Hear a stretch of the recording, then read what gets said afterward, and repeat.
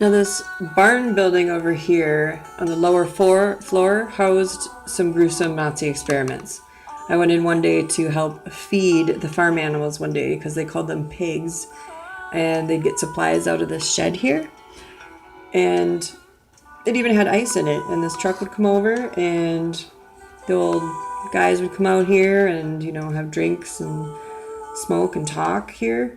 So then one day one of the guys showed me a lady that was laying in a weird bed, like they had them in like cattle in pens, and I knew that looking at her that there was a consciousness in there, and I spoke to her in my mind, and I knew that she was in pain and suffering and begging for help. So they told me not to listen and that they were just animals and wanted me to hate them. I mean, they were really mad if they knew that I was talking to them in my mind. So, because she had been laying there for years in this comatose state.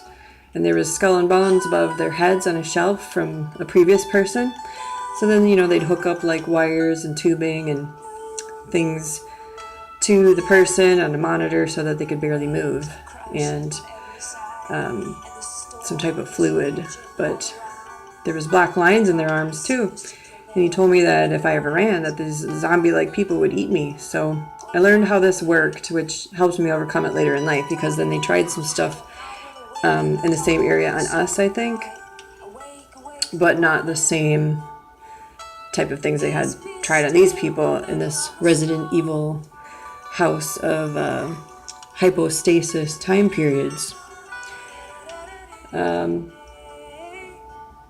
this bar here, this had a lot of energy in it. You can see the lines running the ground connecting to other nodal points, and it had formed a cross. And I remember walking down here because we had lived in this house for a little bit upstairs and thinking like, wow, they can't even make a straight path for us, and so mad that I had to go in there and go to bed so early or something. And you'd stop here and it would hurt in your mind if you tried to deviate and go anywhere else. So they called this the bar of remediation for some reason.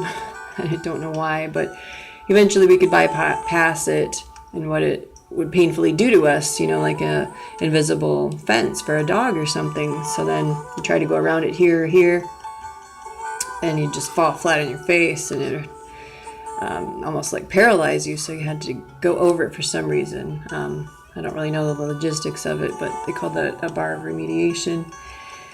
So we were checked in or something, or whatever type of system they had going on. But I'm getting ahead of myself because I like to go back to this black car that would pick you up here.